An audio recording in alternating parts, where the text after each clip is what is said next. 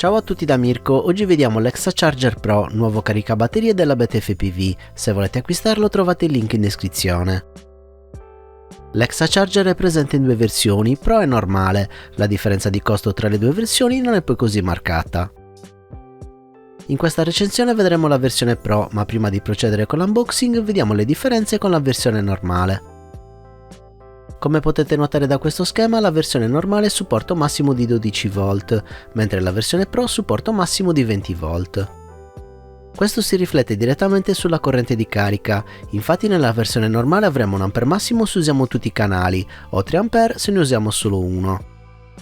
La versione Pro invece restituisce un massimo di 3 A su tutti i canali, sfruttando il pieno potenziale del caricabatterie.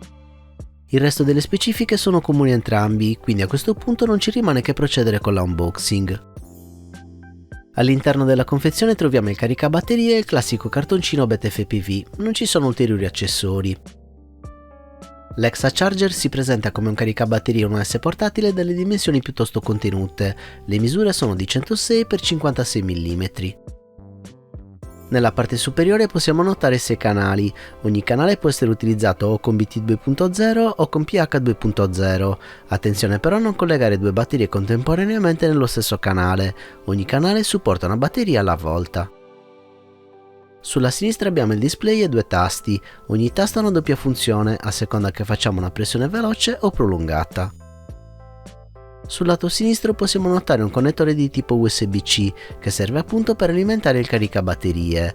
L'Exacharger sia in versione Pro che in versione normale non dispone di altri metodi di alimentazione oltre la porta USB. Come abbiamo visto il range operativo di questo modello va da 5 a 20 V, questo risulta parecchio interessante sia per il valore massimo ma ancora di più per il valore minimo. Poter azionare l'Exacharger a partire da 5 V significa infatti poterlo usare con una qualsiasi fonte USB disponibile, il che lo rende decisamente pratico. Nella parte inferiore notiamo la ventola, molto utile per la dissipazione del calore e mantenere il caricabatterie efficiente anche quando viene messo sotto sforzo. La ventola è automatica, il sistema riconosce quando la temperatura è troppo alta e aziona la ventola per far partire il raffreddamento. A questo punto vediamo come caricare le batterie, a tal proposito vi segnalo le nuove BTFPV Lava 2 che sono davvero ottime, trovate la recensione di queste Lippo in descrizione. Una volta collegato il cavo USB abbiamo acceso il caricabatterie, il display è molto chiaro e luminoso.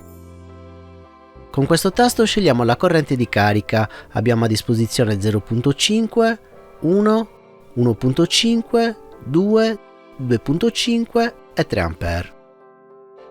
La pressione prolungata di questo tasto serve per attivare o disattivare gli allarmi acustici. Questo tasto invece serve per scegliere il programma, abbiamo LiPo, LiPo HV e Storage. La pressione prolungata del tasto fa partire la ricarica. Quando la batteria è in carica l'icona corrispondente diventa blu, quando la carica è completata diventa verde. Nel caso il caricabatterie stia scaricando una LiPo per metterla in storage, l'icona diventerà viola. Ed eccoci arrivate alle considerazioni finali e la prima cosa da capire è quale versione prendere, se la Pro o la normale. Personalmente la versione normale mi sembra piuttosto limitata e sinceramente vi sconsiglierei di acquistarla, soprattutto perché il prezzo è molto simile a quello della versione Pro. Per quanto riguarda la versione Pro, le caratteristiche sono tutto sommato buone, soprattutto come ampere di carica totali con tutti i 6 canali utilizzati in contemporanea.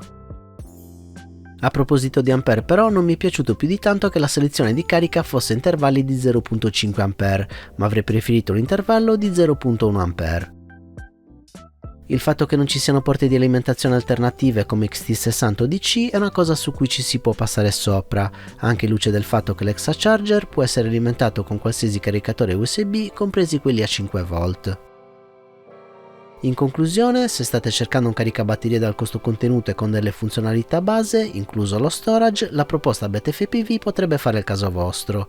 Per oggi è tutto, se il video vi è piaciuto lasciate un like, iscrivetevi e attivate la campanella. Per supportare il canale vi ricordo di acquistare sempre attraverso il link in descrizione o diventandomi patrons cliccando il link a fine video.